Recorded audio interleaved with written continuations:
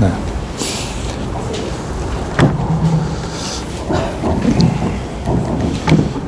오늘 어머님의 6번째네. 네.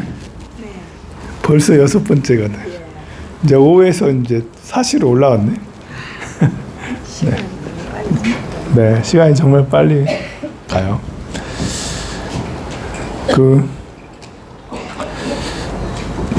사람이 이제 운명이 정해졌다 할 수도 있고 정해지지 않았다 할 수도 있는데, 그 옛날에 이렇게 아주 대관상가가 관상을 계속 보다 보면 맞아 이렇게 되지 이런 게 있거든요.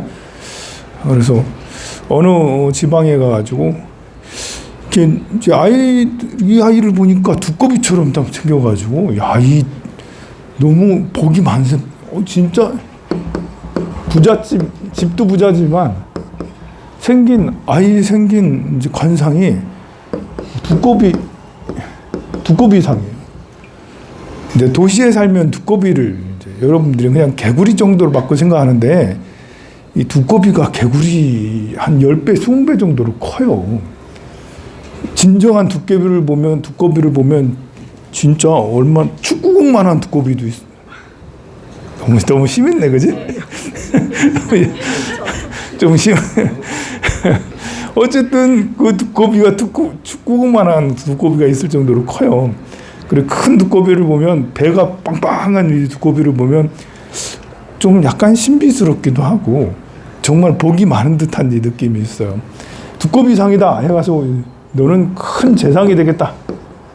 큰 재상이 되겠다라고 막 칭찬을 엄청나게 해줬어요. 귀하게 생겼으니까. 옆에 있던 친구가 그 얘기를 듣고는 관상가에 쭈르륵 따라가가지고 관상가에게 저도 좀 봐주세요. 저도 좀. 그래서 봤더니 너는 박복한 상이다. 박복해서 그래서 겨우 술 마시면서 맨날 땡깡 뿌리는 농사꾼 정도밖에 못했다. 이렇게 한 거예요. 그 관상가가 어느 날 다시 이 마을에 왔었어. 한 20여 년 지나서. 한 25년 정도 지나서 왔는데요. 어떻게 됐게요? 바뀌었으니까 얘기가 되죠. 그죠? 아니, 관상가가 딱 얘기를 보니까 딱 그때 이제 마을의 재상, 마을의 고을 원님하고 만날 관상가 왔다니까 부르는 거예요. 고을의 원님이. 뭔가 해서 가봤더니 막 아는 척을 하면서 반가워하는 거예요. 너무너무 반가워하는 거예요. 그래서 혹시 저 아시겠어요? 본 듯 만 듯 제가요 25년 전에 어르신께서 저를 보더니 농사꾼 완전 덜 떨어진 농사꾼 될 거라고 그렇게 한 사람입니다. 뭐라고요? 제가 그랬다고요? 그럴 리가 없는데. 아니, 예전에 그 두꺼비상이라면서 칭찬한 거 있었잖아요. 그러니까 생각이 나는 거예요. 그 얘기하니까. 그럼 그 사람은 어떻게 됐나 했더니 작년에 죽었어요. 작년에 죽었대, 이 사람이. 작년에.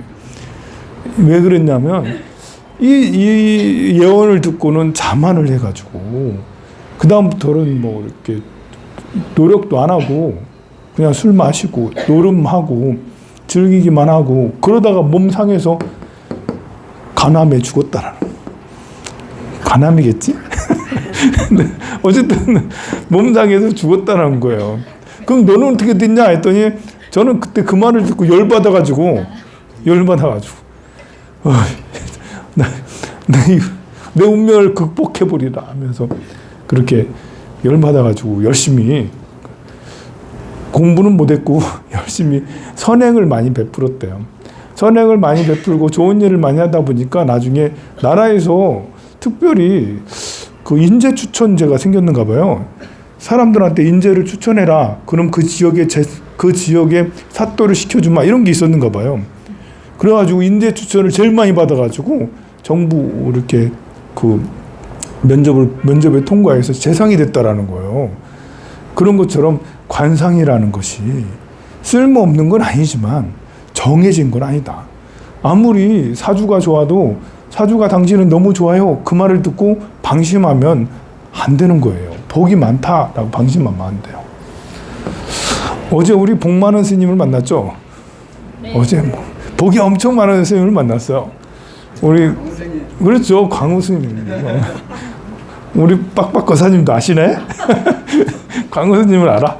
광우 스님을 어제 이렇게 어제 모시고 있는 스님 너무 복스럽게 생겼잖아요. 딱 두꺼비 상 덩치도 탁 크고 이렇게 해가지고 이제 얼굴도 동그란.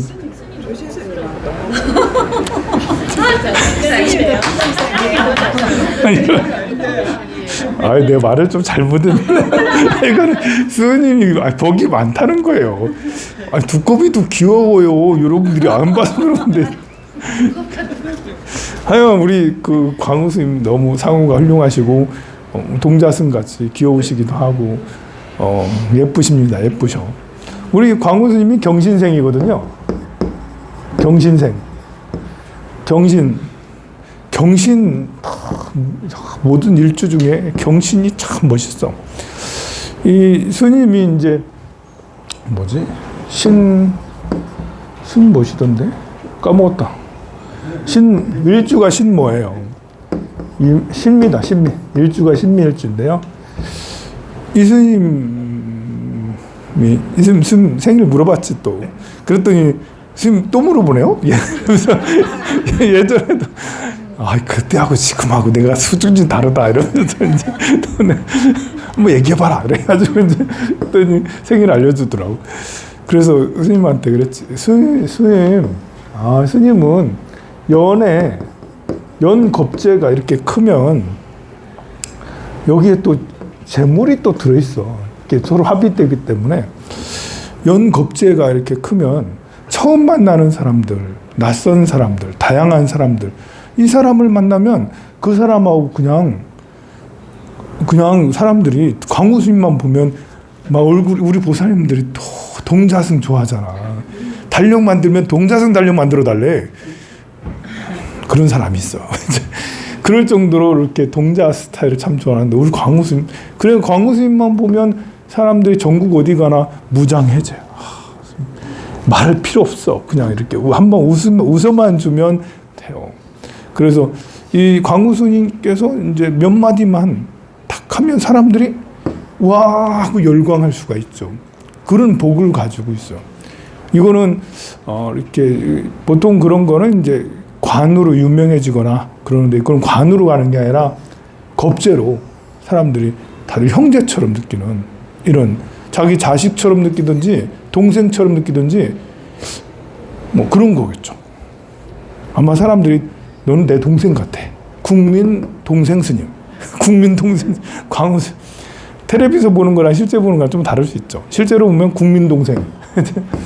그래서 스님이 빨리 가려고 하는 거야. 이제 불편하잖아요. 또 오랜만에 보면 또 법회하고 나면 스트레스 받고 본인이 또 미 막 이러니까 편인을 가지고 있으니까 스님이 하시는 말씀이 자기 내성적이라고.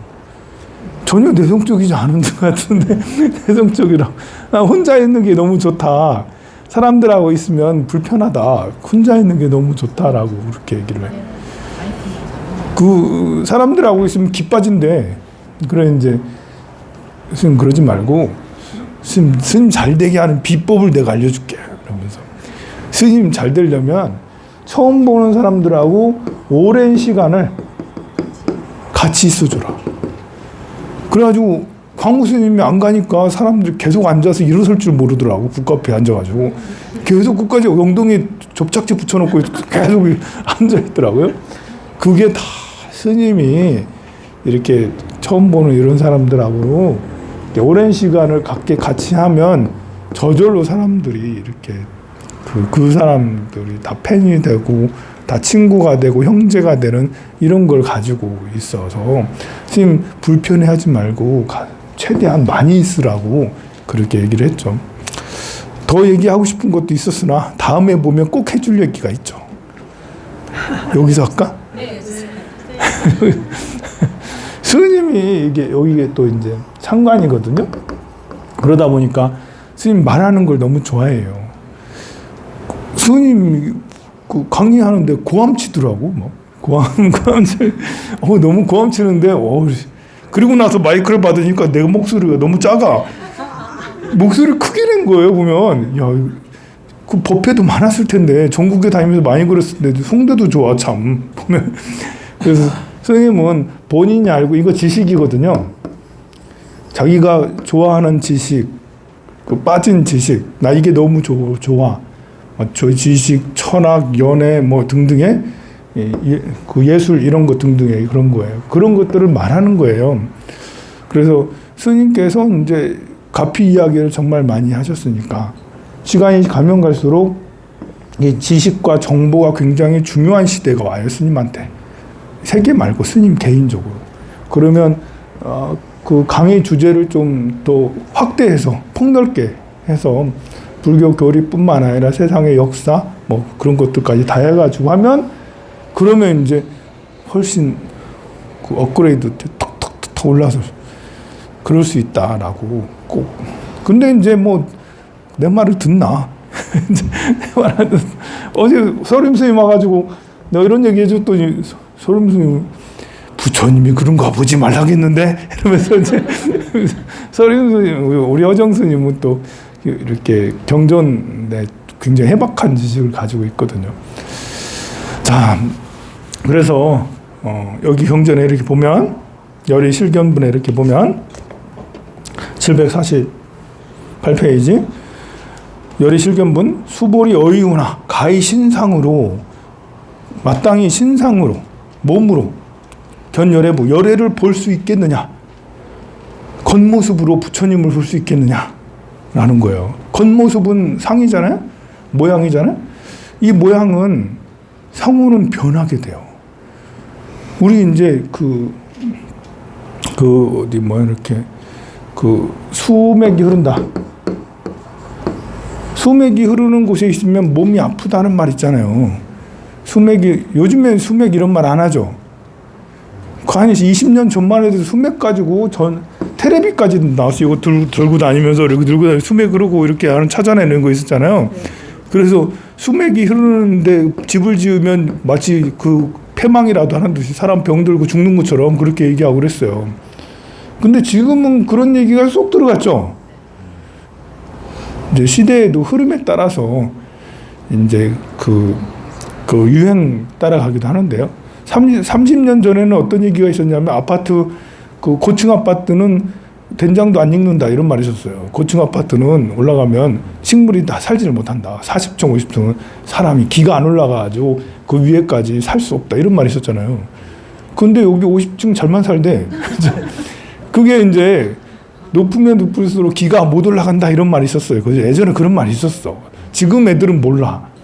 지금 애들은 달마도가 수맥 차단한다는 거 모르지. 근데 나이 한 20살, 한 30살 넘었으면 이제 그런 얘기 많이 들었죠. 근데 이게 수맥 차단 이런 것들도 이게 이렇게 내가 열심히 수행하고 기도하고 그러면 그게 이 방의 분위기나 이런 게 달라져요. 기세가. 그러니까 공덕을 지으면 운세가 달라져요. 이 운이라는 게 이렇게 타고난 운명이라는 게 딴 게 아니고 이렇게 지금 낮에요, 태풍이 와요, 바람이 불어요, 겨울에요, 겨울에 눈보라가 쳐요. 겨울에 눈보라가 막 치면 어떻게 해야 되겠어요? 그럴 때 밖에 나가야 돼요? 말아야 돼요? 상황에 따라 다르죠. 보통은 밖에 안 나가지만 눈보라 칠 때 대박 나는 것도 아이템도 있을 수 있잖아요. 그러면 본인이 찾아서 그걸 하면 되는 거예요. 눈보라 칠 때 대체로 나가지 마. 괜히 나갔다가 감기 걸려, 병 걸려 이렇게 될 수 있지만 본인이 준비되어 있으면 눈보라 칠 때 오히려 대박이 나요. 비 올 때 나가지 마 라고 하지만 비 올 때 우산 장사는 대박이 난다 라는 거잖아요.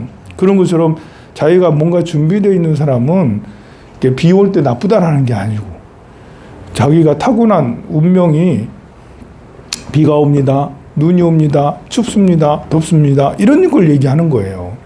그럴 때 내가 스스로 공덕을 짓고 준비를 하면 준비되면 그러면 그것을 그런 뭐랄까요? 박복한 걸 뛰어넘었어요.